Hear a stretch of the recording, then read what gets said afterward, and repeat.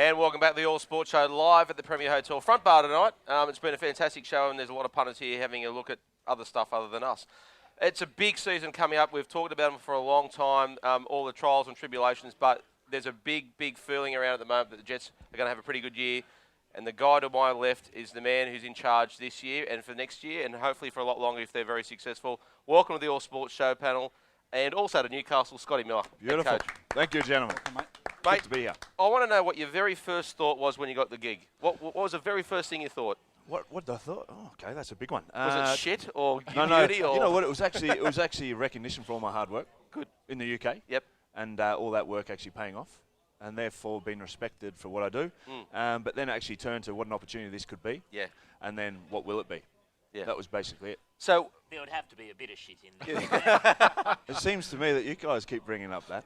Yeah, well, I'm all right. I'm keeping it positive, but it's all right. We're all tough times here, mate. Well, I'm a Jets fan. Have been for since I moved to Newcastle. So yeah, we're shitting ourselves a little bit after a couple of tough seasons, and there is a lot of hope that this team is the one to get us off the bottom. Well, let's when do you it got then. your gig, Let's do it this year, huh?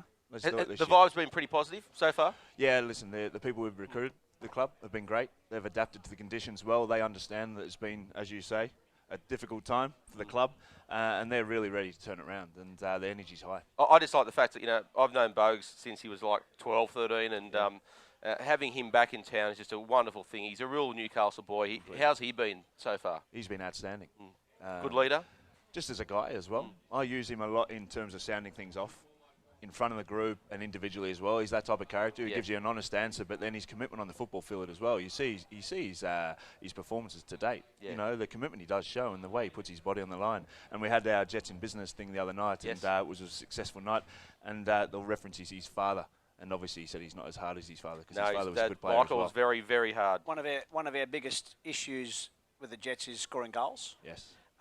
Milos Travinovic. That's right. I got that right. Signed his done. YouTube. Jeez, Porto. You did well. Yeah. You got to get the European Trofanovic. Shut up, you idiots. his YouTube clips look quite impressive. Is he the man to solve our problems? That's the intention. He certainly brings that sort of forward threat that we're after, and his ability in the air. So you can imagine Kiji and Hoffman and Enver and David Carney providing those crosses and delivery to him with little key passes from Leonardo and Mitch Cooper and Lavino Haliti. You sort of think to yourself, there's a little sort of strike force gathering Sounds momentum. It's a good. very That sounds good very strike strong. force. Just does. saying their names sounds strong, Try.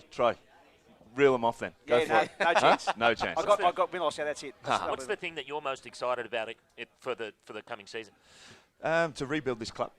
And essentially that's going to be a big thing, but I want to see the commitment and energy from the team, and then therefore the crowd turning up to Hunter Stadium. If we can get 8,000 to 10,000 for our first game in second round, I'd be very pleased with that. But imagine having 15,000 to 20,000. I know that's a bit expectation in first year, but if we do well and we overachieve essentially, and then look to the future, I think anything's possible. Scott, there's that whole issue, and it's with the Knights and the Jets. Just because you're from Newcastle or Hunter Valley, there's no birthright that you're entitled to play for the Jets or the Knights. But how important is it to have a player like Nigel Bugard back at the club in that whole attempt to reconnect with the community and those sort of players who've got that connection with Newcastle? It's quite funny. Having lived in London for so long, no one's from London. So you never sort of sense that sort of feeling of I belong here, I'm from here. I haven't sensed how strong that is until I came here. And I'm really getting a sense now how important it is to Newcastle people. And Nigel's certainly not the only one. You've got Jason Hoffman. And I look at his commitment he showed the other day in the game against the Mariners. And to score against the Mariners, I called him Mr. Newcastle today for doing so. So there are about 3 or 4 in the team that are actually, it's really passionate for them. And that does help. It really does help, especially for the crowd to engage and understand the mentality, and for them to actually rectify and understand and make it clear to the players, Look, go.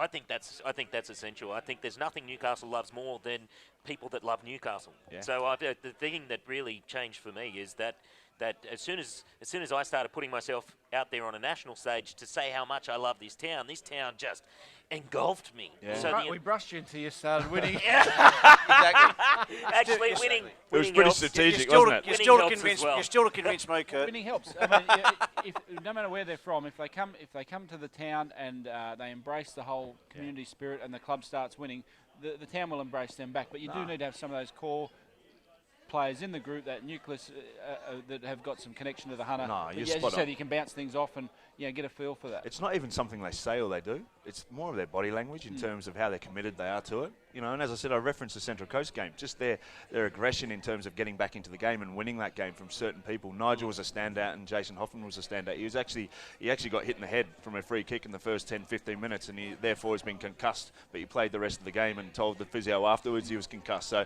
there's the connection you've got there, and the passion they demonstrate. Well, another bloke that's come back, a bit of a homecoming of sorts, is JP Damarani, your assistant. Is he still an angry man? He's an angry man. No, it's controlled anger now. Bullshit. I've known him for a long time. He's an angry man. I'm telling you, he's a measured approach. I used to love watching him when he was sitting next to Muskie on the victory bench, and you just look at the two of them and you think, who's the angriest? Well, it's like a competition. We had Ben up from the FFA, who's the head of referees yesterday, right? And you wouldn't believe it. I was sitting there waiting for it because I know they're going to reference Muskie at some point, and therefore, who's in the background? The Bulldog just comes up, boom, behind him. And I'll tell you what, it was a bit cheeky from Ben, but it was obviously humorous as well in the end. But no, JP's, I'd go as far to say he's the best assistant in the league. And he knows his stuff. The confidence he gives me every day, not only from the football perspective, but the values that he has as well. He's a superb human being, and I'm really enjoying working with him. And he's been around the block here a few times himself in Newcastle, so it's not like he's coming in fresh either. He's actually been here. So he's been in there and seen it. Yeah, so he knows what works and what doesn't and how we need to change things. Absolutely. Scotty, what can we expect formation-wise and playing style-wise? Are you going to be a mimic of Ange Postecoglou's Socceroos, so to speak, because you're one of his men? Yep. That's no secret. What kind of formation can we expect from you? I guess it always comes down to personnel. You hear these managers that goes into club and then the philosophy doesn't work. Your philosophy is driven by your personnel that you have in the club. That's how you change it. So, and then over time through your recruitment, you can change your system. For me, it's got to start from the back. When I first got interviewed for the position, it was all about clean sheets for me because 55 goals conceded. I've spoken about it before. Yeah, it's crazy. It's far too many. If you want to make the top six, 55 goals conceded is far too many. So, our recruitment process started from back to front. And that's the way we'll play. We'll be hard to beat. We'll be committed. We'll have a high work ethic, and with clear patterns and structure and attack, we'll look to be successful and scoring more goals as well. Because Ange is a very attacking coach, isn't he? He loves possession. Completely. And no long balls with Ange. It's kind of bringing it out from the back. Is that kind of what we expect? Because Completely. I think that might bring people in. Yeah, listen, attractive football will do that, and also winning football will.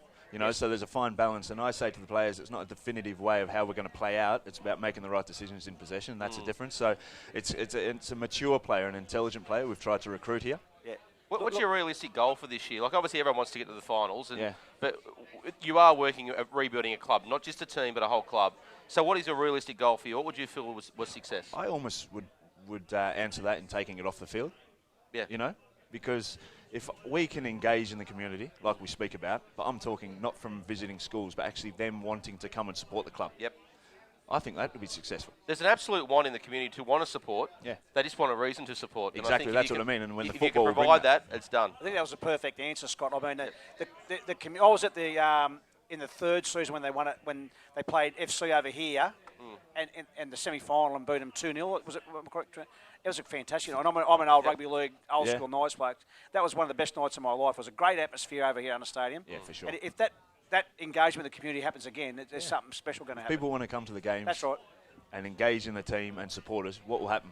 The team's confidence builds, and it's a whole roundabout for us. Yeah, it is. Scott, trial games and pre-season results can be interpreted any number of ways. How have you rated the pre-season? Are you pleased with what you've got out of it? Overall, pleased. It's been different to me. The length the length for me is a challenge. 14 to 16 weeks is a long time. Not only, as you know, to prepare and actually stay focused for that length of time for one start. And you're trying to get something this month or next month. It's and to manage their expectations. Yeah. So you've obviously got the physical loading that you have to monitor, and the technical loading, but the mentality is hard. That's a real challenge to actually monitor. 14 to 16 weeks is a long time to actually say there's our focus, that first game and that season, to be so far away from it, and then suddenly it creeps up on you. You go, bang, are we ready? So they're the questions. So you've really got to monitor it throughout the year. I think the games we've had have been good. Ideally, the challenge we've had is been having the ability to invite people to Newcastle to play them, hence the reason the trips we've had. But we've been, the club's been supported well wherever we go, and the team have performed well. And what's the plan between now and game one against the Phoenix in Wellington now? We've got 2 weeks, 2 weeks really. So we're meant to play a game tomorrow down at Magic Park, but that's obviously been cancelled due to the conditions. So that's a bit disappointing. But that was also going to be a challenge in the sense of, I got asked, do I want to play an A-League team 2 weeks out? And I thought to myself, well, the only options were Sydney-based clubs who we play in the first 6 weeks. So not only are you risking injuries and intensity, but you're risking sort of giving your tactics away as well. Because I don't have that depth of squad essentially that I could actually play 2 teams at half. And so I thought to myself, let's keep it in-house, but getting back to the community side of things was let's get 2 teams playing so the members can see them. And I think Ben told me before we had about 1,200 people registered to attend. And I think that's a big step. To have 1,200 people wanting to come to watch the Jets play, Jets v Jets, it's a good start for us. How's the fitness and the conditioning or the form of the individuals? Very good, very good. We've put a massive emphasis on individual loading, individual prescription in regards to injury prevention. So we've really stripped it back, and rather than blanket the whole squad and actually say, listen, A, B, C, D. That's what we do here. It's very individual. We've got Justin Doherty, the head physio there, who's superb.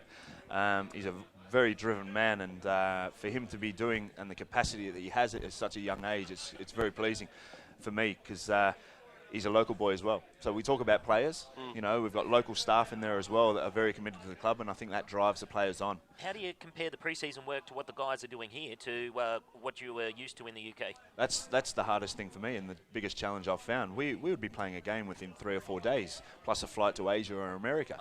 So we'd come back on the Thursday and we'd be flying on the Sunday to America, and 3 days after that we'd be playing.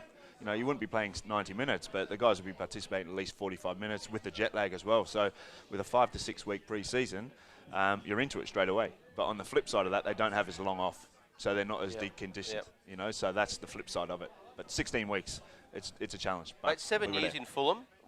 Is there one fond memory that you just always think about? Is there something that you really just enjoyed for that period? A lot of good memories, but the Europa League final, and the song, Black Eyed Peas. Yes. Tonight's going to be a good night. Yes. I tell this story maybe 3 or 4 times, and when I still hear the song, I just think, wow, because you had the Takes you straight Atletico back Madrid fans at one end, and the European fans are completely Crazy. different. They're mad. So you had them at one end and us at the other, and that song came on. Yep. And myself and Ray Lewington, the assistant manager, were taking the possession at the time, and the song came on. And it was obviously a beautiful stadium, 60,000 people or something like that. Yep. And the song came on, and everyone just stopped. And these are senior pros, and everyone just stopped the possession and went, hang on, take this in. You've got to take this in. This is a special moment. And for me, the game obviously didn't turn out how we want, but that moment's still with me, so I must say it's special. It's good. It's good. Well, mate, let's hope we replicate some of those special moments here in Newcastle. I'm impressed with your preparation. Oh, mate, straight off Wikipedia. Professional It's show. very deep. Wiki. And of course, it's your birthday in a couple of days, mate, so happy birthday. So where is it? Where's the gift? Well, mate, it's my birthday today, so you've got to get past mine first, mate. Happy birthday. Yeah, thank you, mate. You That's too, it. Your brother. gift is being on here, Scott. Huh? Your gift is being on This the is your beautiful. gift. Well, This is your I'm gift. grateful to be here. Thank you. Worst gift ever. How you finding Newcastle as a town? And The last 3 or 4 community? days have been horrendous, haven't they? Awful. What's the man. script with that? So I've No, got family no idea. here for the first time. So That's actually, how my we roll, parents mate. have been up. That's how we roll here in I'm not Newcastle. happy. I'm not happy. So I'm glad I'm on the top floor, so I'm not flooded. But I'm happy with it. I actually just found Beaumont Street on the way here. Oh, Is it's a it good spot. Good place to Beaumont Street, So yeah. I didn't know about it. So there you Oh, that's go. where he hangs out. He hangs out. Yeah, is down that where you there. hang out? That's my joint. Nah, so- I own Hamilton. There you go. There you go. And the Open Fernley doors for track. Yeah, and that's Mention his it. Nice name, one. 10% discount. No, but Exactly. Newcastle's Your great. kick. Well, mate, we love having you here, and Beautiful lads. he whispered in my ear, very impressive, and you are very impressive, mate. We've all met lots of different sports people and coaches, and, mate, well done. You've carried yourself very well here tonight. We're very impressed, and you should be too if you're a Jets fan, because it's a big season coming up. Fingers crossed. Go mate. and get your Fingers memberships, crossed. no doubt. I'll give a membership plug as a former memberships Jets manager. Have we given you memberships yet? Who? Well, if you have a look You at his can. book, You Kurt's actually book, can if you he's want. actually got the Jets sticker on the cover of his book. You Good know what? man. And the funny thing is, it says Stand with us." Kurt. Stand with Kurt. Hey, that's outright. On- That's on the ironic, wheelchair. huh? Kurt, He can get away good. with that. to quote you, not your forte. Yeah, No, not my strength. Not your So bag. go and get your membership. Go to Jets. What is it? NewcastleJets.com.au. That's the one. There you go. Go and see them. Go and get along to the Jets. It's going to be a Sign big up. year for them, and we wish you all the very best. Never Scott, tear mate. us Thanks, Come on, gentlemen. good luck. Never Beautiful. tear us Thanks, Good guys. stuff, mate. Great Round to of be applause, here. Scotty Miller. Thank you. Roll behind you. Beautiful. Thanks. Happy mate. birthday, Cheers. and we're going to have a short break and be back with a couple of guys who are, I think they're either stick or still partying for the Hamilton Hawks win Asleep last or week. pissed, we don't know. Fantastic. So we'll be back very soon at the All Sports Show. See you soon.